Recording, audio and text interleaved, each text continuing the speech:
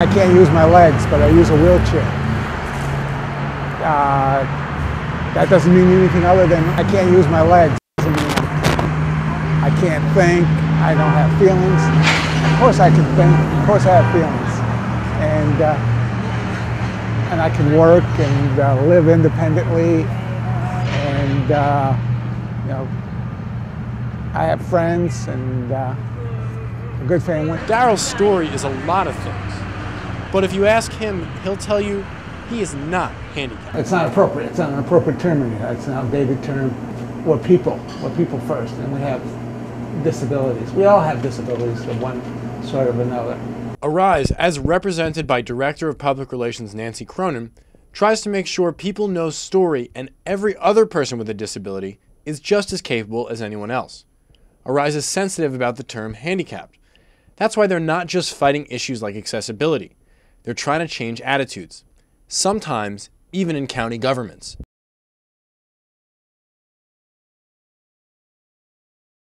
In Oswego County, the language that was used in their written materials, wherever in the county, they were continuing to use the word handicapped, which, as the movement has evolved, that isn't a word of choice. Storie says changing people's attitudes is still the biggest hurdle the disabled movement faces. But there are other everyday problems most people don't even notice that can slow Darryl's day down to a grinding halt. Storie and I walked down the block to the United Way building to see what an accessible building looked like. But what was so striking was how difficult it was for Storie to navigate just one block. The trip took about 20 minutes for a few reasons. Bumps in the sidewalks. Yeah, and the evenness of the sidewalk sometimes can be a challenge. The steep curb cuts with holes in the middle of them. I was going to ask for your assistance. Just hold the back, if you would, please. Like, no, that would not be good. That's kind of, yeah. And it's kind of, this curb cut is kind of steep. And the quick traffic lights.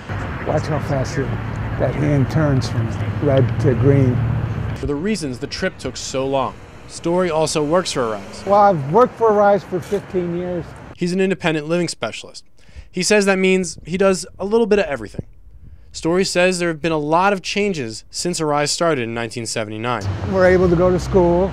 We're able to work, able to own homes, able to go into the mall, able to get on the buses.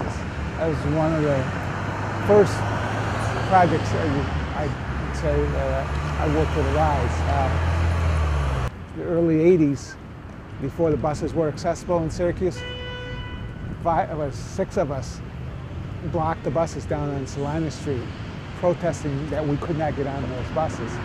And sometime afterwards, Central put lifts on all the buses. Storie says a lot of the problems that people with disabilities were facing have been fixed. But he says there's one issue that still drives him crazy. The biggest hindrance, people that park in disabled parking spots illegally.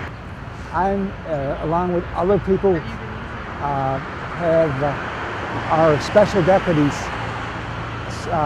with the ability to give out parking tickets. And he takes his job as a deputy very seriously. He says he's given out dozens upon dozens of parking tickets, mostly at the malls. People at Arise have handed out parking tickets, chained themselves to buses, and changed language in county constitutions because we want to work to create a society that offers every person an opportunity to fully participate, which clearly is not the case now.